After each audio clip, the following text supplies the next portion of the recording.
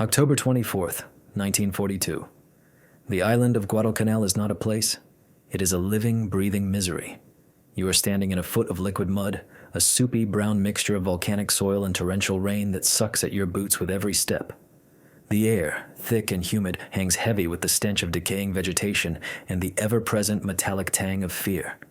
It is just after midnight, and the jungle that surrounds the American perimeter is a wall of impenetrable blackness, alive with the maddening symphony of unseen creatures and the whispering paranoia of an unseen enemy.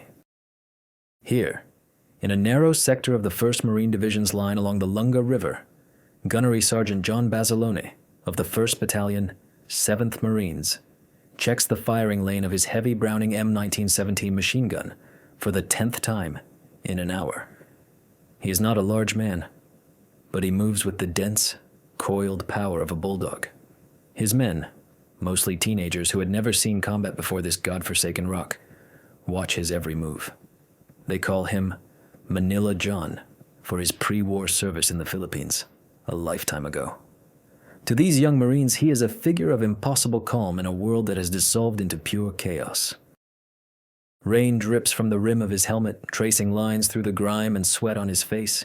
He runs a hand over the water-cooled barrel of the Browning, feeling the cold steel. This weapon, and the one in the adjacent pit, are the anchors of this small piece of the line. If they fall, the line breaks. If the line breaks, the entire airfield, Henderson Field, could be lost. And if the field is lost, Guadalcanal is lost. Every man here understands this with a gut-deep certainty. The Japanese 3rd Infantry Regiment, the Sendai, is out there in the dark, thousands of them, preparing to throw themselves at this very position. A whisper comes from the connecting trench. "Anything, Gunny?" It is Corporal Johnny Rivers, his voice barely a tremor in the oppressive silence. Basilone stares into the blackness, his eyes scanning the tangle of vines and kunai grass just beyond the concertina wire. "They're out there, Johnny, just waiting." He does not need to see them. He can feel them. It is a pressure in the air, a tightening in his chest. These are the moments that truly define a warrior's resolve, the kind of unwavering story of duty that we are committed to telling. If you believe in the importance of documenting such courage, take a moment to subscribe and ensure these legacies are preserved. He moves to the next gun pit where Private First Class Nash Phillips is trying to keep his ammunition belts dry under a worn poncho. "Keep that ammo clean, Nash. One jam is all it takes." "Yes, Gunnery Sergeant," the boy murmurs, his knuckles white as he clutches a steel ammunition can. The minutes stretch into an eternity. The rain falls harder, drumming against helmets and turning the foxholes into watery graves. A flare pops high above the canopy, casting the landscape in a ghastly, flickering green light. For a terrifying second, the jungle is illuminated. A hellscape of twisted trees, razor-sharp grass, and mud. And then, darkness returns, deeper and more menacing than before.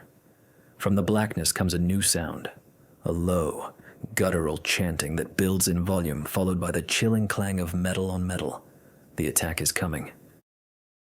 The chanting from the jungle erupts into a singular, terrifying roar, a sound not of men, but of something elemental and furious. It is the cry of the Banzai charge.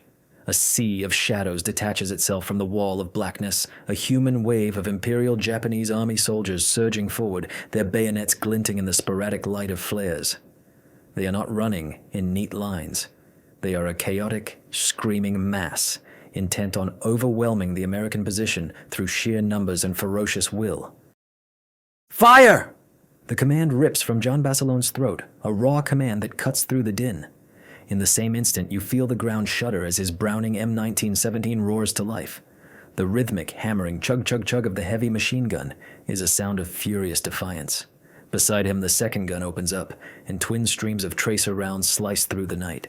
A beautiful and deadly spectacle of light that reaches out and touches the charging figures. The first line of attackers crumples, men pitching forward into the mud and wire without a sound, their charge silenced mid-stride. But more come, climbing over the bodies of their fallen comrades, their shouts of "Tenno Heika Banzai," filling the air. Grenades begin to fly from the darkness, arcing high before landing in the American perimeter with deafening cracks. Dirt, mud, and shrapnel fly everywhere. The air becomes thick with the acrid smell of cordite, so thick you can taste it on your tongue. Basilone is a machine himself, his body locked to his weapon. He is not just spraying bullets, he is a master of his craft. He works the traversing handle smoothly, sweeping the gun in short, controlled bursts, cutting down swaths of the enemy. He shouts commands to his crew over the deafening noise. "More ammo! Keep it feeding! Watch the left flank!" His voice is the only anchor in the maelstrom. It is in these moments of unimaginable pressure that legends are forged, a truth we strive to document with every story. To support our mission of honoring these acts of valor, please consider subscribing to our channel. Suddenly, the gun manned by Privates Phillips and Rivers goes silent, a dreaded, sickening quiet in the symphony of death. "Jam!" Phillips screams, his voice cracking with panic. The Japanese, sensing the lull in fire, surge toward that section of the line. They are less than 30 yards away, close enough to see the frantic expressions on their faces. Without a second's hesitation, Basilone releases his own gun and scrambles out of his pit. He moves low and fast, ignoring the whine of bullets snapping past his head and the crump of mortar rounds landing nearby. He dives into the other foxhole, pushing the terrified young Marine aside. "Get back!" he orders. His hands, though caked in mud, move with practiced lightning speed. He rips open the feed cover, his fingers diagnosing the problem in the dark by feel alone. A ruptured cartridge. He yanks the belt free, ejects the damaged round, and slams a new belt into the feed tray.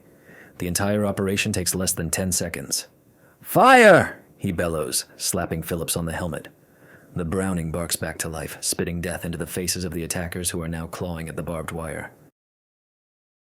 The first wave breaks. The roar of the charge fades, replaced by the screams of the wounded and the relentless drumming of the rain. The ground in front of the Marine position is a tangled carpet of bodies. A tense, temporary silence falls over the line, broken only by the panting breaths of the survivors. John Basilone stands up slowly, peering into the darkness. He knows this is only the beginning. The silence that descends upon the battlefield is not one of peace, but of anticipation. It is a hollow, ringing void, filled only by the whisper of the rain and the low, agonizing groans of wounded Japanese soldiers caught in the wire. You can feel the collective breath of the surviving Marines being held in their chests, a fragile pause in a symphony of violence. John Basilone moves methodically from man to man in his two-gun section. He checks their wounds, offers a steadying hand on a shoulder, and speaks in a low, even tone that cuts through their shock. "Stay down, reload, get ready." His calm exterior, however, masks a cold, terrifying calculation. He kicks an empty ammunition can with his boot. It clatters with a hollow sound. He looks at the few remaining belts of 250 caliber rounds. They have expended thousands of rounds in just a few minutes, a furious expenditure of firepower that has left them desperately low. The water in the cooling jackets of the M1917s is boiling, steam hissing faintly from the filler caps. Without water, the guns will overheat and seize. Without ammunition, they are nothing more than heavy steel monuments to a final doomed stand. He knows the supply line, a treacherous, mud-choked trench that winds its way back nearly 200 yards to the battalion command post, is under constant Japanese mortar and sniper fire. Sending one of his exhausted, terrified boys would be a death sentence. The decision is not a decision at all. It is an obligation. It was a burden he would not place on his men, but one he would shoulder himself.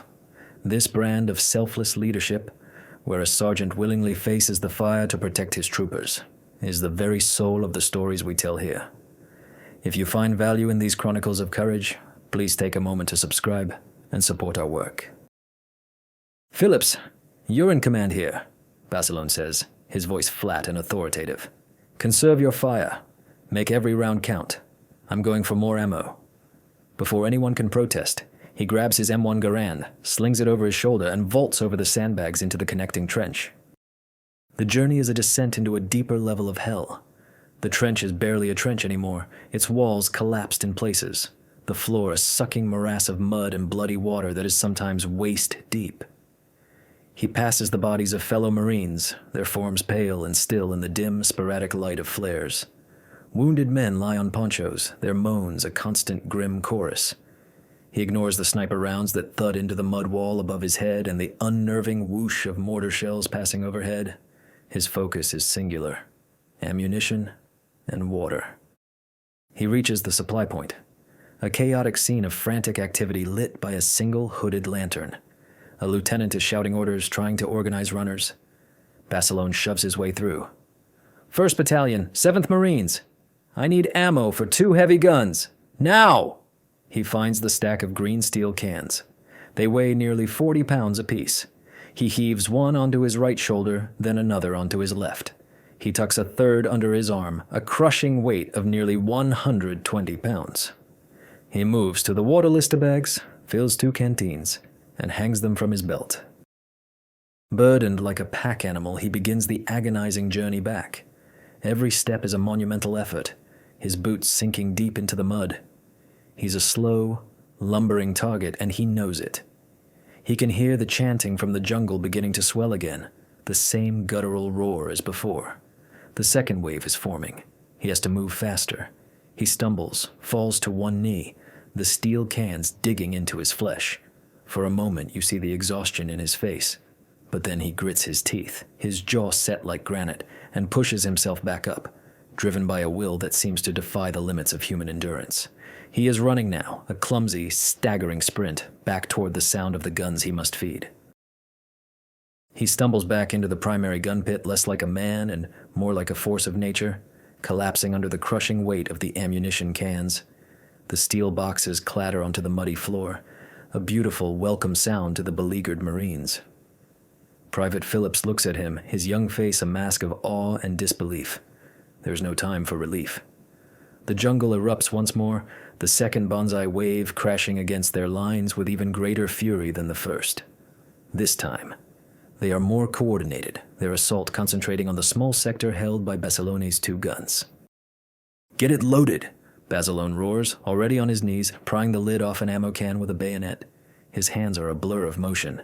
He pulls out a fresh 250-round belt and feeds its brass tongue into the breech of the nearest Browning.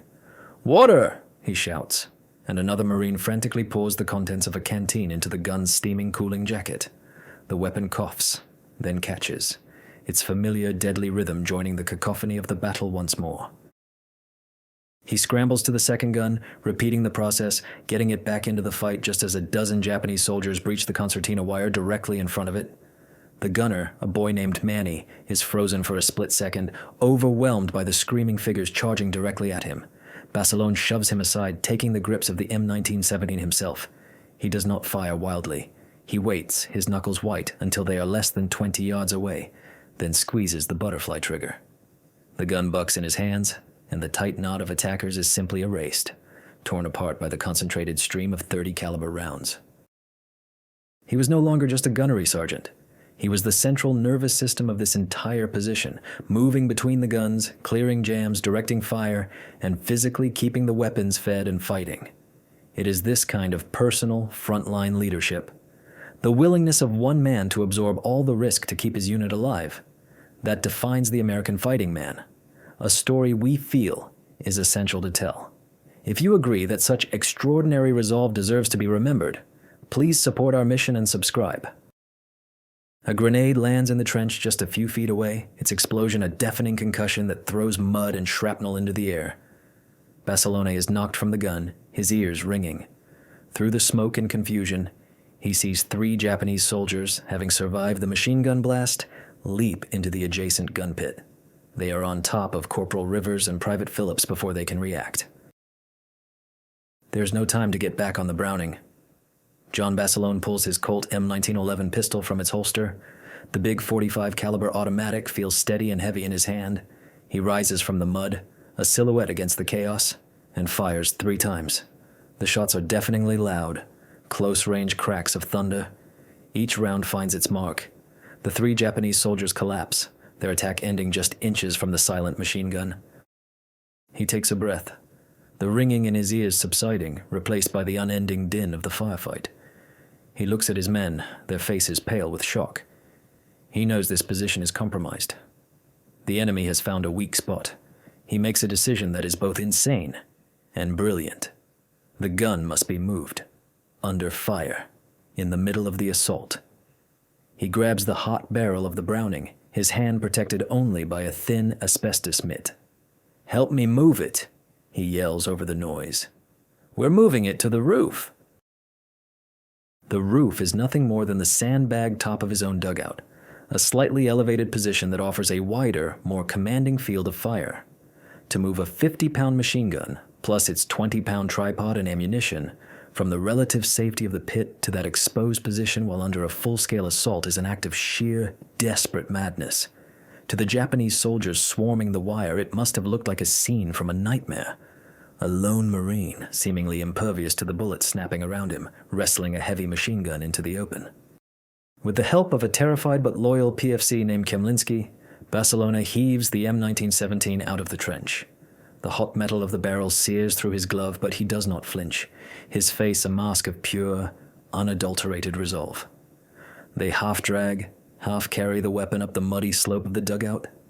Mortar rounds scream down, bracketing their position in geysers of mud and fire. One lands so close it throws both men to the ground, the concussion a physical blow that steals their breath. Basilone is up first, shaking his head to clear the ringing in his ears. He grabs the gun again. "Get the tripod. Get the ammo," he screams at Kemlinski, his voice raw and hoarse. He single-handedly plants the weapon on top of the sandbags, a solitary figure silhouetted against the lurid orange flashes of explosions. From this new vantage point, you can see what he saw. A massive concentration of Japanese forces preparing to exploit the breach and pour through the American line. He has mere seconds. Kemlinski scrambles up with a tripod and a single can of ammunition. They mount the gun, Basilone slamming the pintle into the tripod cradle with brutal force. He rips the lid off the can, feeds the belt, and snaps the cover shut. There is no time for aiming in the traditional sense. He grips the handles and opens fire, not at individual targets, but at the heart of the enemy concentration. The Browning, now in a dominant position, scythes through the attacking force. The effect is immediate and devastating. The spearhead of the Japanese assault withers under the relentless, sweeping fire. It is an act of such audacious bravery that it seems to stun both sides of the battle for a moment. He is completely exposed, standing atop the dugout, firing from the hip as if the gun were a rifle. He becomes the single most visible, most dangerous target on the entire battlefield. An entire platoon of Japanese soldiers turns their attention to him, their rifles and Nambu light machine guns concentrating a storm of lead on his tiny elevated island of defiance. Bullets thud into the sandbags around him, kicking up sprays of dirt. Tracers zip past his head with an audible hiss. He does not duck. He does not cower. He just keeps firing. He is holding the line, a one-man fortress against the tide. This dedication, this absolute refusal to yield, is a testament to the spirit of the Corps, a legacy we are determined to honor. To ensure these stories of incredible fortitude are never forgotten, become part of our community by subscribing. Suddenly his hands go numb. He looks down and sees that his asbestos mitt is smoking, the flesh of his left hand seared black from the blistering heat of the gun barrel. The pain is immense, but it is a distant, secondary sensation. All that matters is the gun, the enemy, and the line. He has to keep firing. For what feels like an eternity, but is in reality only a few desperate minutes, John Basilone is the master of that small piece of hell. From his perch on the dugout, he commands a 360-degree view of the unfolding chaos. He fires until the Browning's barrel glows a faint cherry red in the pre-dawn gloom, the ammunition belt running dry with a final metallic clatter. The Japanese assault, blunted and broken by his impossible stand, falters. The waves of attackers recede back into the jungle's dark embrace, leaving behind a shattered landscape of dead and dying. But the fight is not over. The crew of his other machine gun is gone, all killed or severely wounded in the last ferocious push. The gun itself is disabled, its tripod shattered by a mortar blast. Basilone slides down from his exposed position, his burned hands screaming in agony, and assesses the damage. He is now the sole defender of this crucial strongpoint, armed with only his M1911 pistol and a handful of grenades. He hears a sound from the right, a rustling in the kunai grass just beyond the wire. It is not the sound of a full-scale charge, but something stealthier, more insidious. A small group of Japanese soldiers, survivors of the last wave, are attempting to crawl through a gap in the barbed wire, hoping to infiltrate the line in the confusion. Bassilone's eyes, accustomed to the darkness, pick up the subtle movement. He draws his pistol, the heavy automatic a familiar weight. He does not fire. He waits. He lets them come closer, their dark shapes becoming clearer as they snake through the mud and tangled wire. When the lead soldier is less than 10 yards away, Bassilone rises to a crouch and calmly begins to fire. The M1911 bucks in his hand, its deep boom a stark contrast to the chatter of the machine guns. 1, 2, 3 shots. 3 figures collapse and lie still. He has spent 36 hours without sleep, under constant attack, yet his aim is as steady as if he were on a stateside firing range. His resolve, the sheer force of his will, seems to be the only thing holding this section of the perimeter together. The narrative of a single individual turning the tide through such unwavering strength is the core of military history, a history we are dedicated to preserving. We invite you to join our effort and subscribe to ensure these accounts of heroism endure. As the first weak light of dawn begins to filter through the jungle canopy on October 25th, the true cost of the night becomes visible. The ground in front of Bassilone's position is a horrific testament to the battle's ferocity, littered with the bodies of hundreds of Japanese soldiers. Of his 15-man section, only Bassilone and 2 other Marines are left standing and able to fight. They are exhausted, wounded, and running on nothing but adrenaline and grim determination. He stumbles back toward the battalion aid station carrying another wounded Marine on his shoulders. His face is a mask of dried blood, mud, and gunpowder residue. His hands are a mess of raw, weeping burns. But as the sun rises over the shattered jungle, it illuminates a line that did not break. He held it. Against impossible odds, against a determined and overwhelming enemy, Manila John had held the line. The aftermath is a scene of quiet, stunned survival. As the morning light strengthens, it reveals the full scope of the carnage. The narrow front, held by John Bassilone's section, is a graveyard. American corpsmen move carefully among the fallen, their work a somber counterpoint to the buzzing of flies that has already begun. The fighting for the night is over, but the war for Guadalcanal grinds on, a daily struggle for inches of mud and jungle. Bassilone, his hands crudely bandaged, refuses to be evacuated. He remains with the 2 survivors of his section, helping to clear the dead and salvage what little equipment remains. He moves with a slow, deliberate exhaustion, the adrenaline of combat having worn off, leaving behind a deep, bone-weary ache. The Marines who see him look at him with a new kind of respect, a quiet reverence. The whispers have already started, spreading up and down the trenches from man to man. They talk about the sergeant who fought off an entire regiment, the man who carried a machine gun on his back under fire, the Marine who refused to die. Lieutenant Colonel Louis Chesty Puller, the commander of the 1st Battalion, 7th Marines, and a legend in his own right, comes to inspect the line. He stands for a long moment, looking at the heaps of Japanese dead piled up in front of Bassilone's gun pits. He looks at the exhausted sergeant, at his burned hands and grime-streaked face. Puller, a man not given to elaborate praise, simply puts a hand on Bassilone's shoulder. "You've done a fine job, Bassilone," he says, his voice gruff with emotion. "A damn fine job." In the days that followed, the story of his actions on that horrific night became lore within the 1st Marine Division. He was no longer just the young recruit some had doubted. He was Manila John, the hero of the Lunga perimeter, the living embodiment of the Marine Corps motto, Semper Fidelis.